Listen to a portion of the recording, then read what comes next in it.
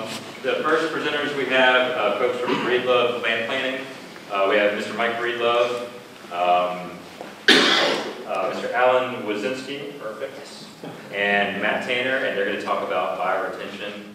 I guess we're a multidisciplinary site design firm, but I'm hesitant to even use that. I mean, we have landscape architects, we have civil engineers, but I think one thing that's unique about our firm is that we all work together accomplishing the same things. Our landscape architects are in tune with hydrology, they do erosion control plans, utility design. The PEs are involved in land planning, site design, site detailing. I think that's something that makes our firm a little unique. Also, I think all three of us want to emphasize that we are not the definitive bioretention experts. This is a relatively new technology that a lot of us in the room are getting our heads around. We have successfully designed hundreds of bioretention cells in the state of Georgia.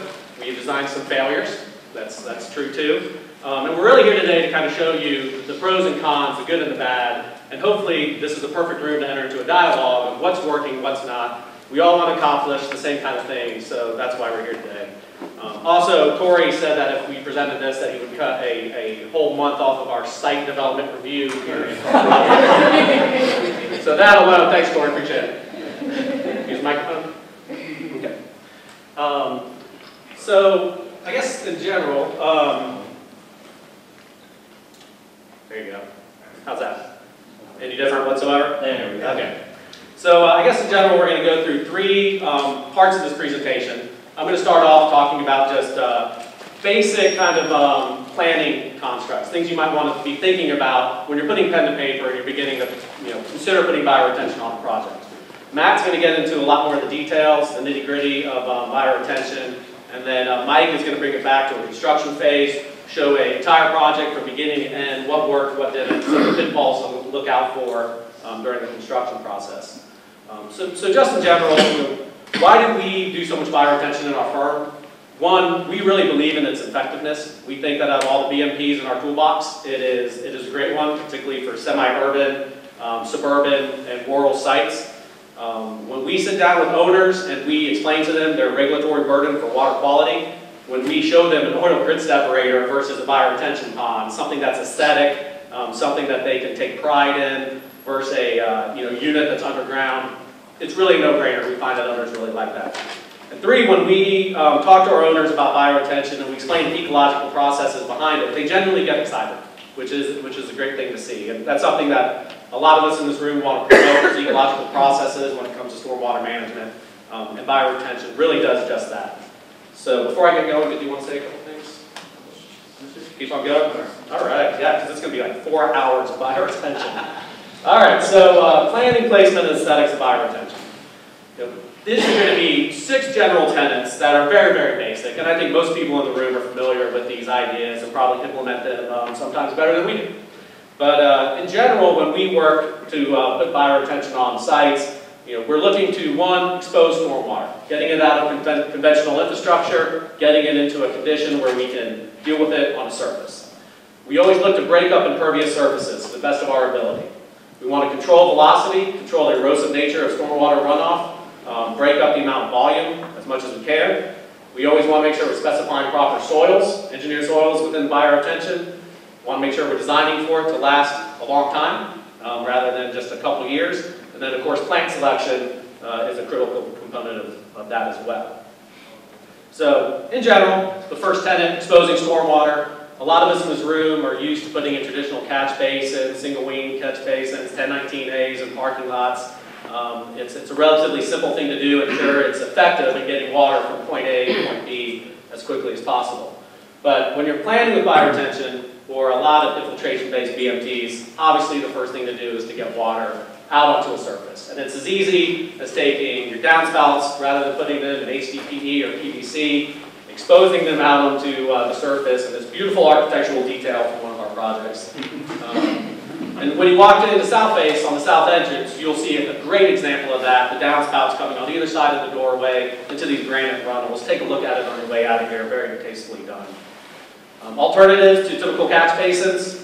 This is something that the creative side of our office really likes to get our heads around and add some unique features to a site. Rather than a hooded inlet in this particular parking lot, we decided at the tree island at the corner to embed some river rock, create somewhat of a element that's slowing down stormwater and getting away from the traditional inlet just through a checker plate on top. That's another view looking at it. So rather than getting water into a pipe, sending it to the furthest part of your site downstream, we're creating an opportunity to begin to infiltrate stormwater very close to the impervious surface itself. That's a blank slide. All right, the second tenet, breaking up impervious area. When we begin our land planning process and we start looking at, okay, here are the site elements, we know what the owner wants, we've developed a program, we're putting in a building, parking, other elements. Now's the time to be thinking about how can you stretch these things or place them on your site so that you're creating the ability to infiltrate as close to impervious surface as possible. Now that has a couple of advantages. One, infiltration-based stormwater management. The closer you can put these things to an impervious surface, the more effective it is. The less volume of water you have to deal with, the more graceful your design solution is going to be. And this is an example of a project we did, a LEED Gold project, 2004. It's been a while. Summit YMCA. And there was an out parcel here where the YMCA wanted to put a new parking lot. And you can kind of see the constraints of the out parcel, pretty obvious. We could have squeezed this parking, made it a little tighter, a little more efficient from a parking standpoint. But we had some room, and rather than putting in a graceful planted buffer along the state highway, we decided to stretch out the parking lot and use a series of infiltration-based fire retention ponds that all drained into this pretty traditional above-ground stormwater management facility.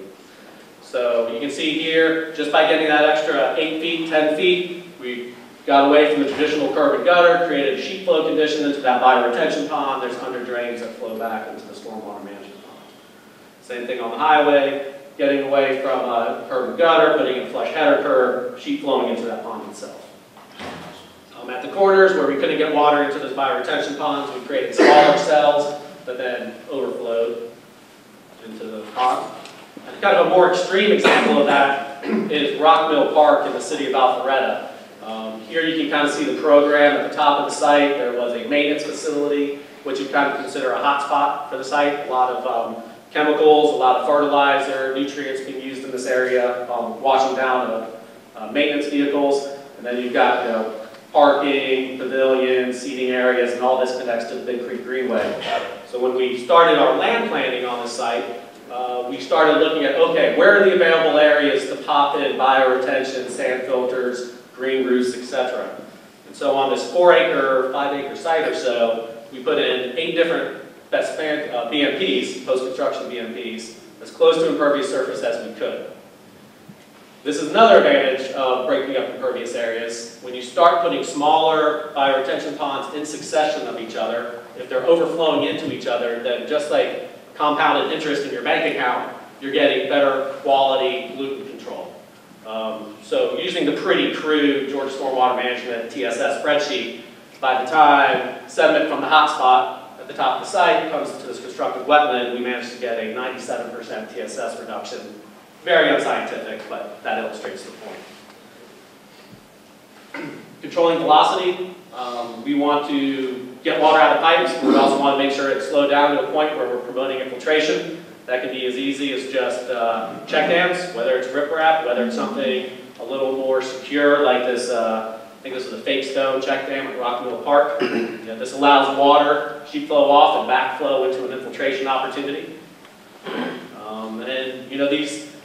Getting water into a sheet flow condition doesn't have to be particularly complicated or expensive. I mean, in this case, you see we had a header curb where we just dowed holes into it and directed stormwater off into it. A very simple river rock level spreader, sod filter strip. That creates that sheet flow condition, slows down the velocity, allows good infiltration. That's another shot of that. You can kind of see how water drains down and then sheet flows off into there. We like to get crazy. We're wacky. Sometimes there's opportunities on sites to do something that's maybe unique in terms of slowing down water. We call this the whirlybird. And it's simply just a formed element where water's coming off the parking lot into this flume, river rock flume, and then hitting this essentially a pad where water then slows down, spills out over these dowed holes, or in severe rain events, over top. Kind of a more artistic way to slow down water. even just notching in holes in the curb and gutter, a very effective way to get buyer attention in the parking lots. This is Legion Field in Conyers, Georgia. And then you can take it as far as you want with the different materials. Again, look at the way Southface did it at the back entrance here. Peters Park, this is a Georgia Tech project across from Bobby Dodd Way. We designed a little plaza replacement park for an area that had a failing retaining wall. All this water sheet flows down into this little flume. You can see we put granite cobbles in to create kind of a sculptural element that then directs stormwater off of all that impervious surface into this backboard here, which slows down water, spills out into that buyer retention pond. Obviously, critical to buyer retention is using correct soil mix. Matt's going to talk about that in detail. Matt's also going to talk about the individual components of buyer retention, why it's so important to specify the right things, what works and what doesn't. And then plant selection is something that is obviously important to buyer retention. We want these to look good. We want them to function well. We want plants to the best of their ability to participate in pollutant removal. Every firm out here should be constantly updating their plant palette. Different plants are obviously better suited for wet feed, et cetera, et cetera. When we first started designing buyer retention ponds, we really relied on wildflower mixes. And this is an example. This is Druid Hills High School, Cap County. Water, she flows off the sidewalk into this buyer retention pond. This uniform seed mix, it looks great. But over time, if you're not telling an owner how to maintain their wildflower mix, it's a little bit different than just creating meatballs out of shrubs, right? The maintenance crews have to be aware of when it's self-propagating, et cetera, et cetera. So at Rockville, our seed mix, that looks kind of nice. This is a crane shot of our design. This looks like a wispy buyer retention pond. But in this case, the wildflowers they got out of control. You've got such a fertile soil mix in the top of the buyer retention pond. All these volunteers started placing themselves. It's really difficult for owners if they don't have a complex maintenance plan, or even a maintenance plan written out for them to take care of these. More and more, we like grasses, we like reeds, we like putting things in buyer retention ponds that look different than the surrounding landscape. We think that helps emphasize and draw your eye to, okay, there's something happening here that's a little bit different from the surrounding landscape. We think that's important. We want people to be able to identify a stormwater management process in place. But we really have kind of moved towards more container planting when budgets can afford it. Junctus, even putting in grasses like upland sea oats, things like that in containers. Just make it easier for owners and maintenance staff to be able to identify what plant needs to stay and what plants need to be weeded out. Here's an example of just using just one or two species switchgrass, upland sea oats to create a very defined buyer retention pond. Then we created this approach at this office building where people are walking over it, and we're hoping that as they're crossing over this bridge, they're recognizing that something underneath them is happening and they begin to question what that is. Another shot of Walton DNR. And then obviously you can get into putting in shrubs, things like Itea work well, Calethra, Plera. There's a wide variety of plants out there at our disposal, and really it's just trial and error of popping things in over time, seeing what works best with periodic inundation. And when it comes to trees, we've really kind of steered away from putting trees in buyer retention ponds. If anything, the soil in the buyer retention pond might not be the best suited soil for long-term root growth of trees, right? Structurally, it's hard to know how an oak tree 60 years from now is going to, sure, it's going to thrive in its growth, no doubt about that, but is it the best structural soil? Is it best suited for tree growth? So now when we're putting trees in buyer retention ponds, we're putting them on the outside. We're taking advantage of those nutrients of the soil, but we want to make sure that the root growth has an opportunity to extend out into maybe more hardpan soil that's better suited for long-term structural stability. So those are 6 quick tenets of buyer retention. I'll just briefly walk you through a case study where you can see all these things implemented. This is Milton High School. This is a site in the city of Alpharetta. High school was sited here. There's a riparian corridor that went through here. And this is a private house, if you can believe that. This is a parking lot for a school across the street. And then this is a gentleman's house here, or a family's. I don't know if this is true or not. I heard that this owner has this basement has reconstructed the town of Tombstone. So, like when he has parties, the family has parties, people come and dress up in Western gear.